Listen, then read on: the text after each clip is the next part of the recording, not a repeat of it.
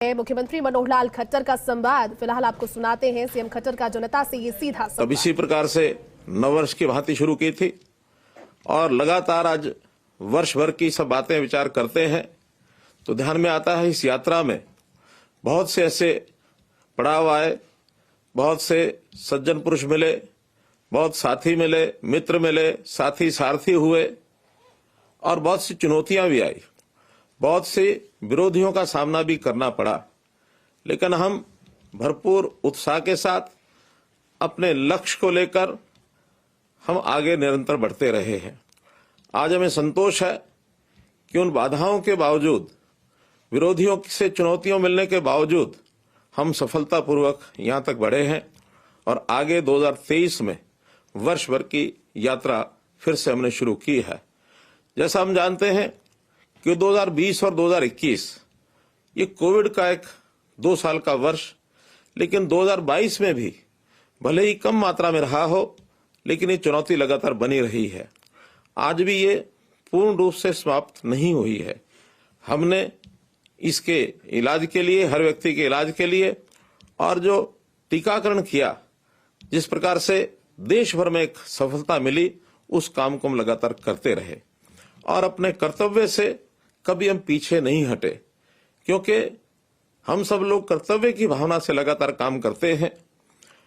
मैं तो अपने आप को धन्य मानता हूं कि जब गीता के श्लोक कर्तव्य के नाते से जब मैंने पढ़े, कर्मण्येवाधिकारस्ते मा फलेषु कदाचन, अर्थात कर्म करते रहो और कभी भी फल की बहुत चिंता न करो।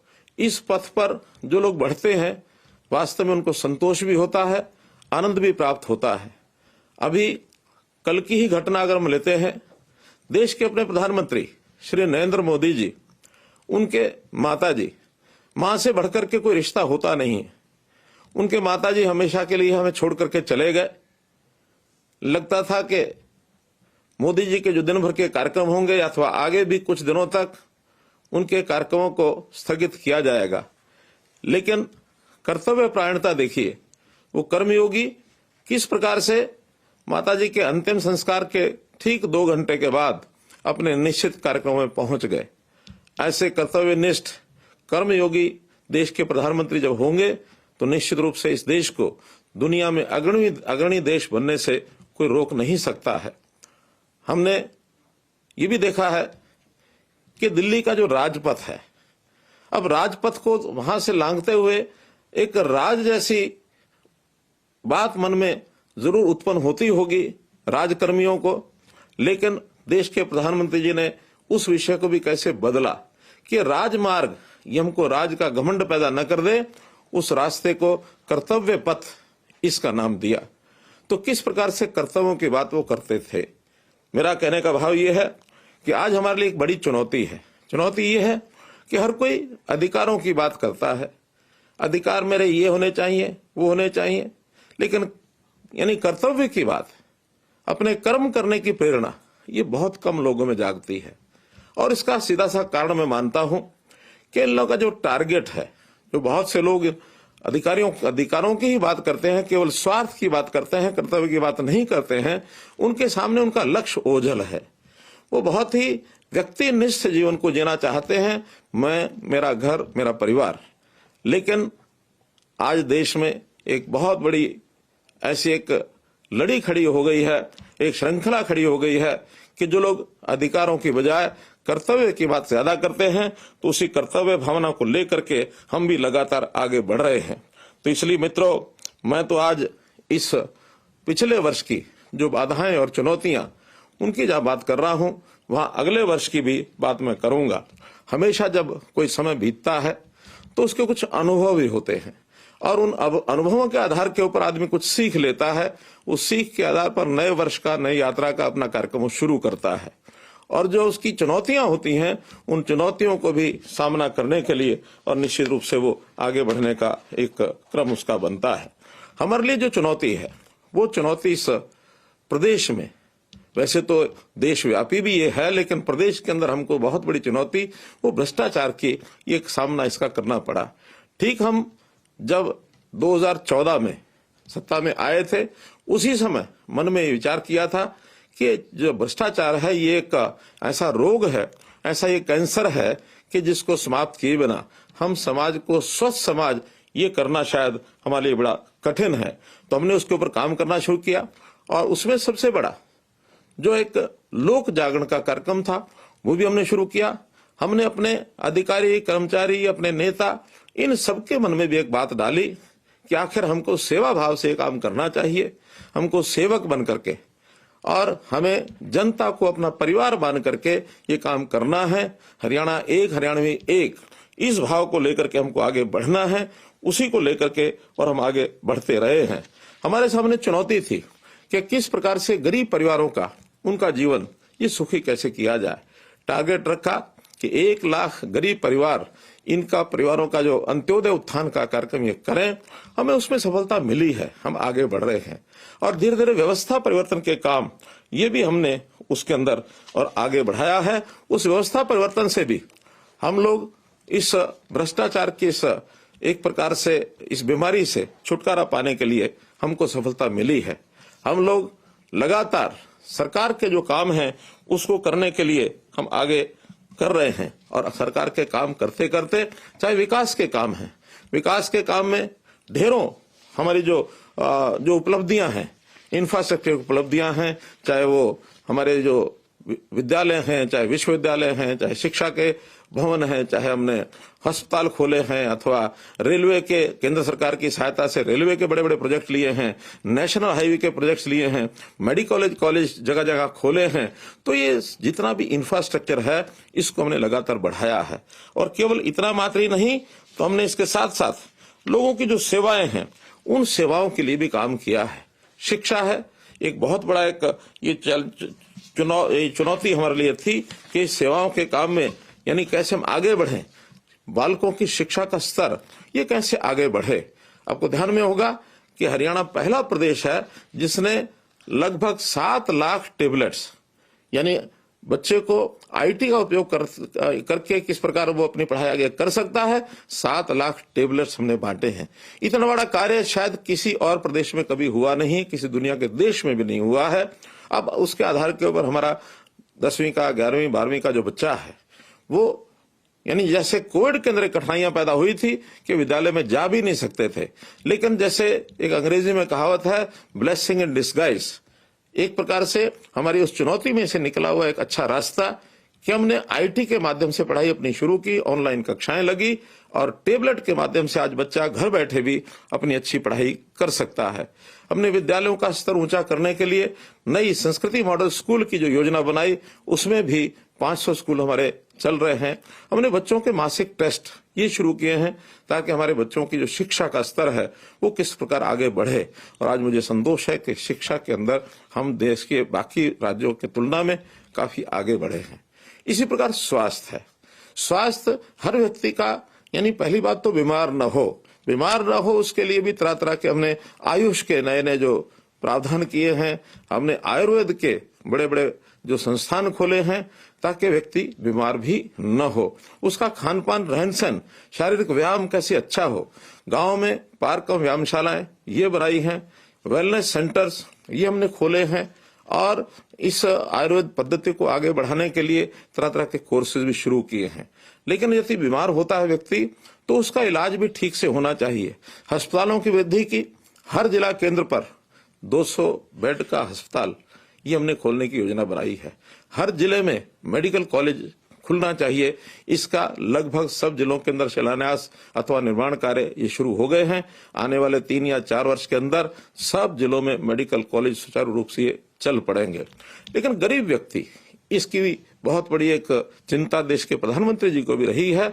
उन्होंने आयुष्मान भारत की योजना करोड़ों लोगों के लिए, क्योंकि इलाज बहुत महंगे हो गए हैं और अपने नियर एंड डियर को, अगर अपने प्यारे को, मित्र को, परिवार को, यानी परिवार के सदस्यों को इलाज के लिए वो लेकर के जाता है तो उसकी मजबूरी होती है कि ज्यादा पैसा वो खर्च नहीं कर सकता। ऐसे हर गरीब परिवार के लिए 5 लाख रुपए का बीमा ये प्रधानमंत्री जी ने आयुष्मान भारत के माध्यम से चलाया। हमें लगा कि प्रदेश में मात्र 15 लाख लोग ही इसमें परिवार इसमें कवर होते हैं, लेकिन जब गरीब की पहचान की गई तो ये संख्या कहीं ज्यादा है।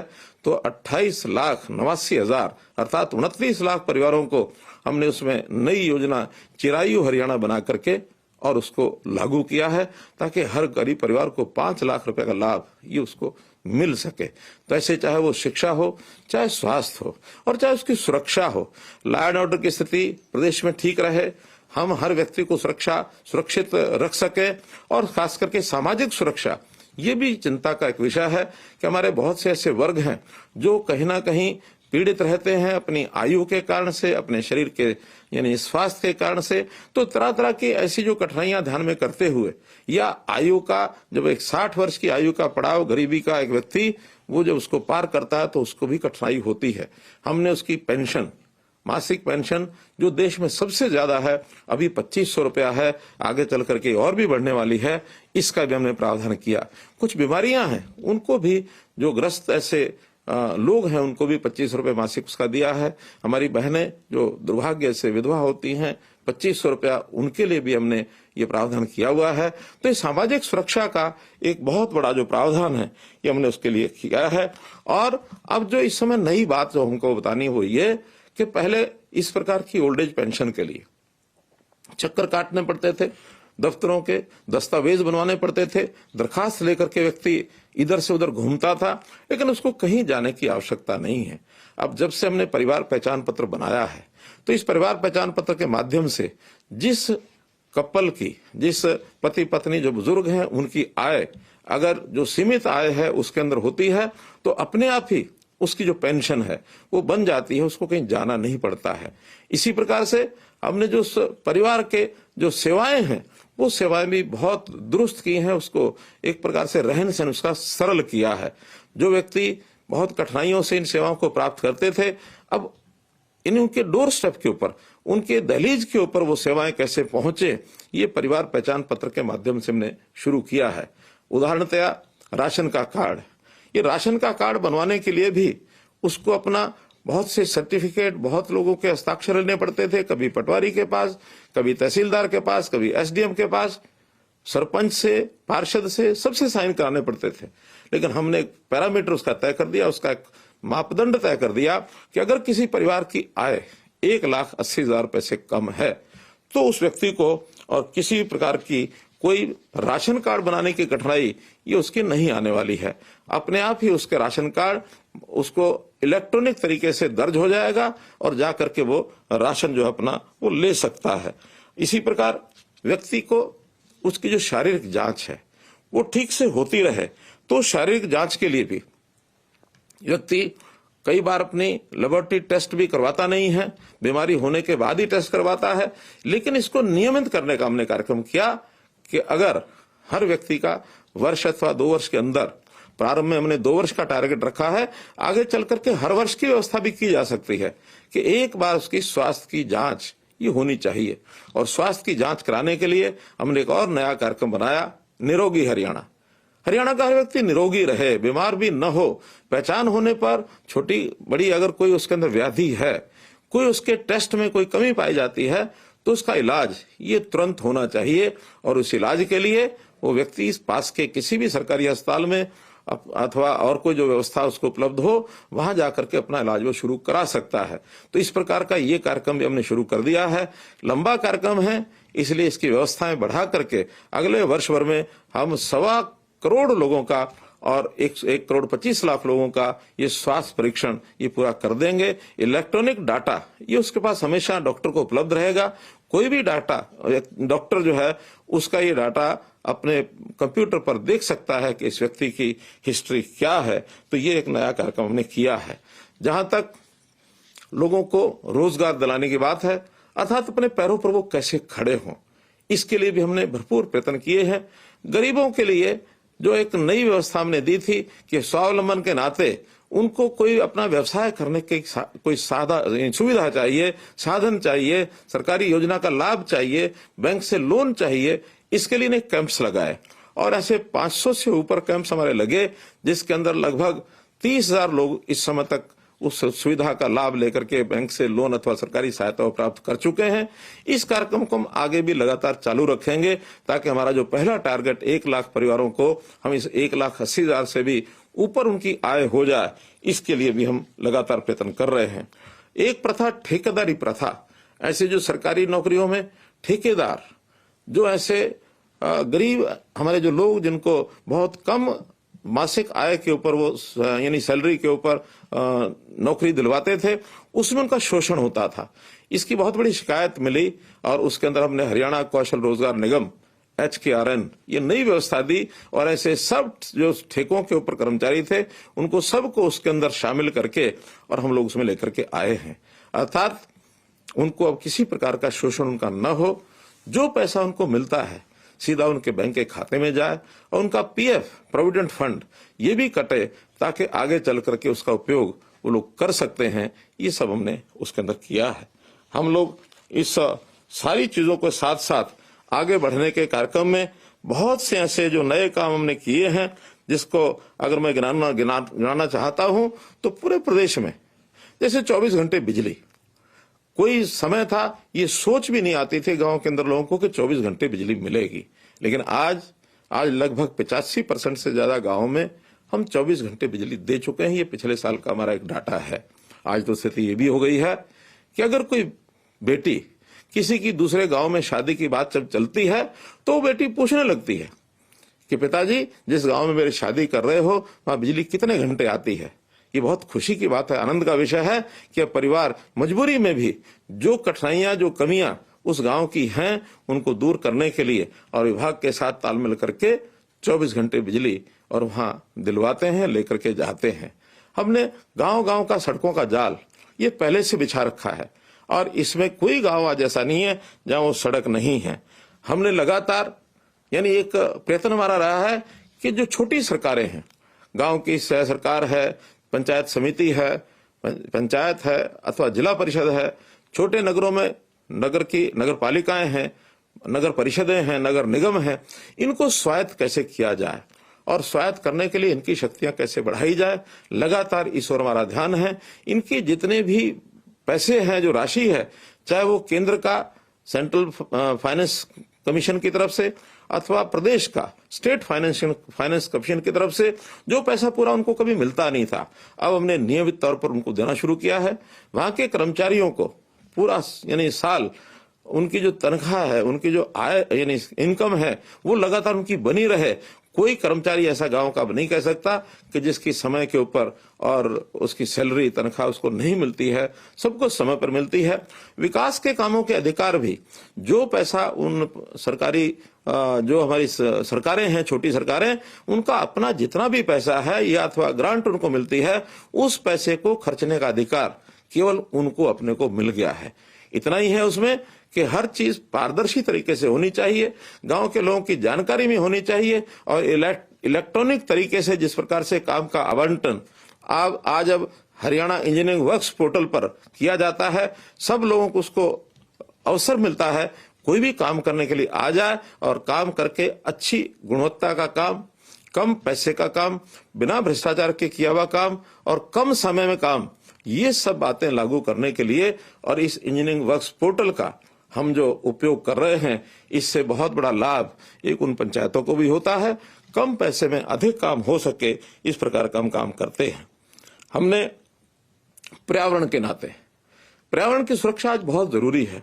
कुछ चीजें ऐसी हैं जो आज के समय के लिए नहीं, हम आगे आने वाली पीढ़ियों के लिए भी ध्यान रखें कि जो पीढ़ियां आगे आएंगी उनको भी लगे कि हमारे पूर्वजों ने हमारे लिए कुछ अच्छा किया है। हमारे तालाब बहुत अच्छे होते थे, स्वच्छ पानी के होते थे, लेकिन आज वो ओवरफ्लो हो गए हैं, प्रदूषित हो गए हैं और उन गांव के अंदर उन पानी का जो उपयोग होता था वो उपयोग होना भी बंद हो गया है। हरियाणा में एक तालाब अथॉरिटी हमने बनाई और 18,000 तालाब उनको दिए हैं।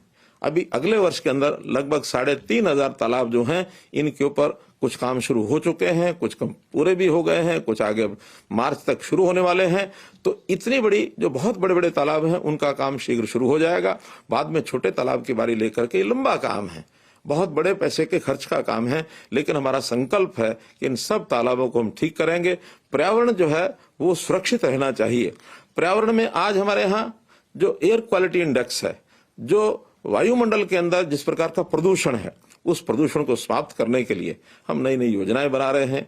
गाड़ियां जो धुआं छोड़ती हैं, धुआं छोड़ने वाली गाड़ी अर्थात 10 साल की जो डीजल की गाड़ी 10 साल की पेट्रोल की गाड़ी, 15 साल की डीजल की गाड़ी एनसीआर एरिया में तो उसको चलाना बंद कर दिया है। बाहर भी यदि चलाएंगे तो उसके लिए भी कुछ हमने मापदंड रखे हैं ताकि उस गाड़ी को छोड़कर आदमी जो है नई गाड़ी, नए समय की गाड़ी उसका चलाए। और सीएनजी पीएनजी की उपलब्धता करा करके गैस आधारित ये गाड़ियां चलनी चाहिए।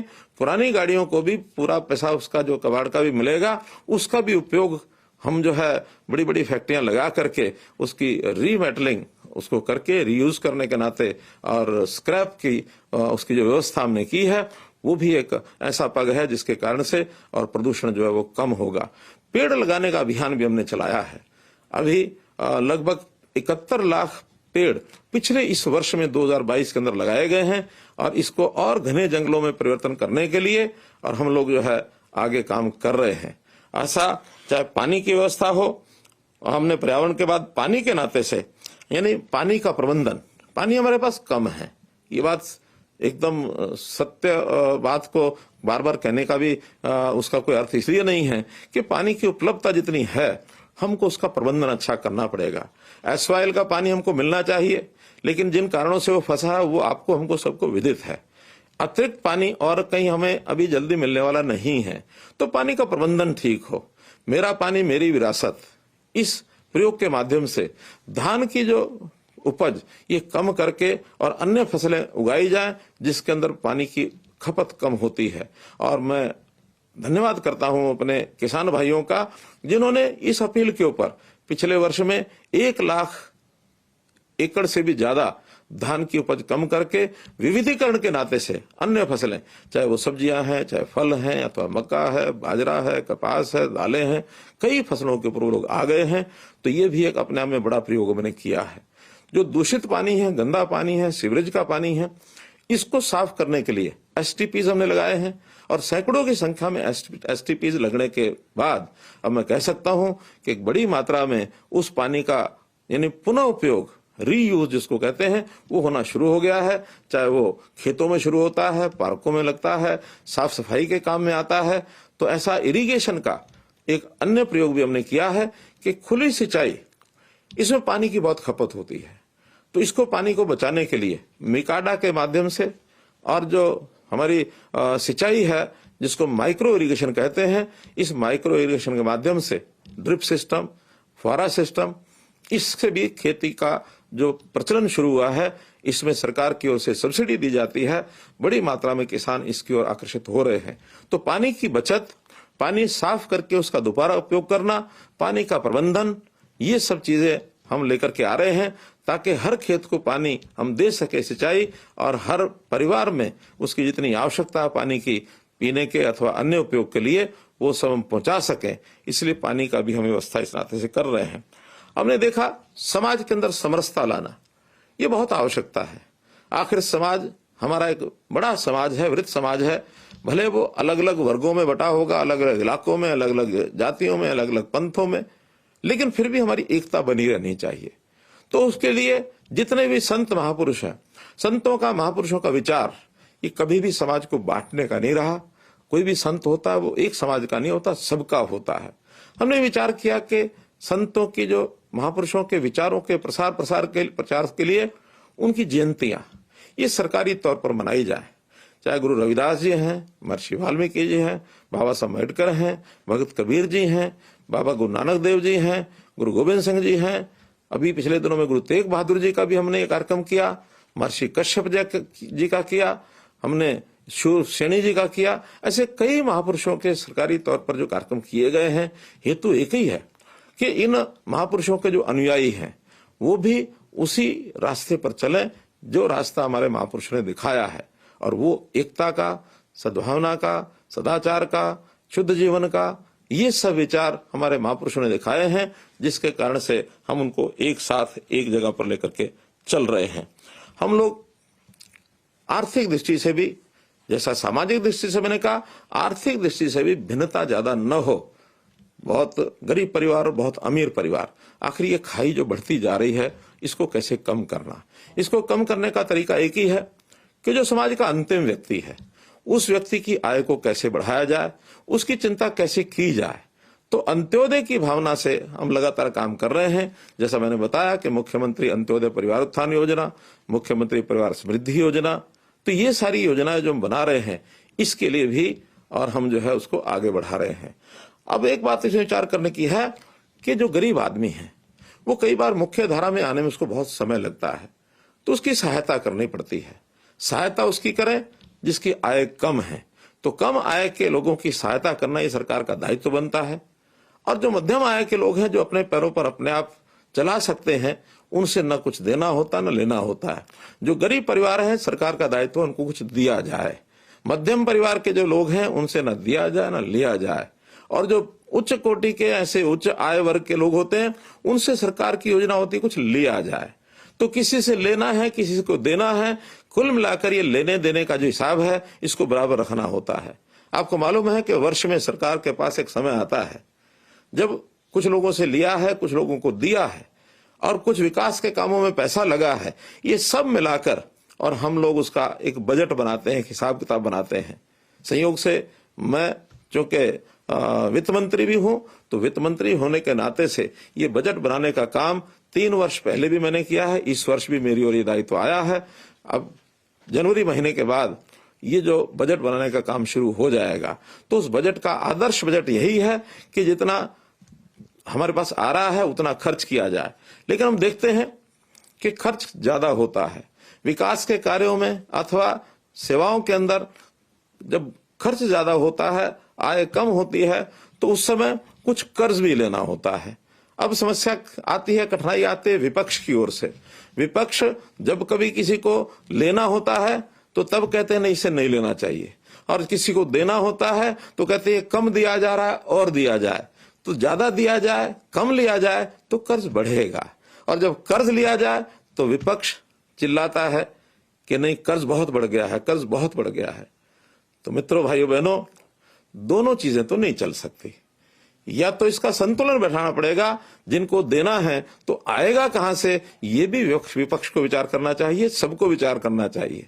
और जहां से आया है वो जितना भी ज्यादा आ सकता है उसको ज्यादा खर्च करके हिसाब उसको बराबर रखा जाए।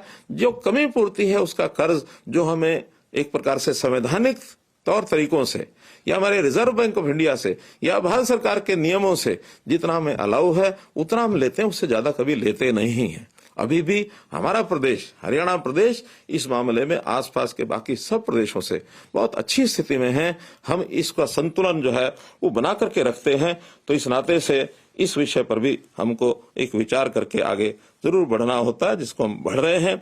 अब इन सब चीजों को ठीक करने के लिए हम लोगों ने व्यवस्था परिवर्तन के बहुत काम किए हैं, और इस व्यवस्था परिवर्तन का मुख्य उद्देश्य यही रहा है कि किस प्रकार से भ्रष्टाचार को समाप्त किया जाए, लोगों को घर बैठे कैसी सहायता मिले, हैप्पीनेस इंडेक्स उनका कैसे बढ़े, ईज ऑफ लिविंग इनका कैसे आगे बढ़े।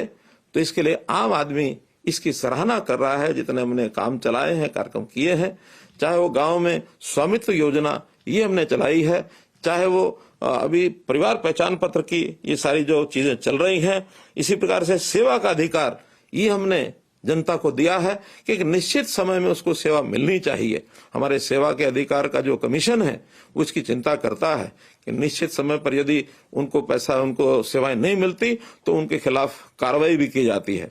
मेरी फसल मेरा ब्यौरा ये कार्यक्रम भी हमने चलाया है। इसके अंतर्गत भी किसानों को और पैसा जो उनको घर में मिलता है, डीबीटी स्कीम के माध्यम से 25,000 करोड़ रुपया हर वर्ष यानी किसानों के खातों में ये पहुंचता है फसल का। तो इस प्रकार से इस सारे सिस्टम को आगे बढ़ा रहे हैं। अब ये सारा विषय जो आगे बढ़ा रहे हैं, इसके अंदर बहुत जो उपयोगी हमारा साधन वो है परिवार पहचान पत्र का। ये परिवार पहचान पत्र ऐसा एक कंसेप्ट है, ऐसी एक विधि है जिसको हमने ही लागू किया है, और देश और दुनिया में इसको बहुत लोग सराहना मिल रही है। 165 अवार्ड हमको अपनी टेक्नोलॉजी के जितने कार्यक्रम हैं उसमें हमें मिल चुके हैं। और जो परिवार पहचान पत्र इस विधा को हम उपयोग कर रहे हैं, तो ये भी ठीक है। जब कोई नई चीज शुरू की जाती है तो निश्चित रूप से उसका हमें कभी कभी कठिनाई भी आती है और उस कठिनाई को दूर करने के लिए हम समय समय पर सब प्रयत्न करते हैं। मैं मानता हूं कि इसमें जो आने वाली कठिनाई है जनता इसमें सहयोग करेगी और उसके अंदर जो भी ठीक किया जाएगा अगले 1 महीने के अंदर परिवार पहचान पत्र के सारे विषय को इसको ठीक करने के लिए हम सब काम कर रहे हैं। हम लोगों ने स्थान स्थान के ऊपर चाहे एडीसी ऑफिस हो अथवा अन्य जगह पर भी कैंप लगाए।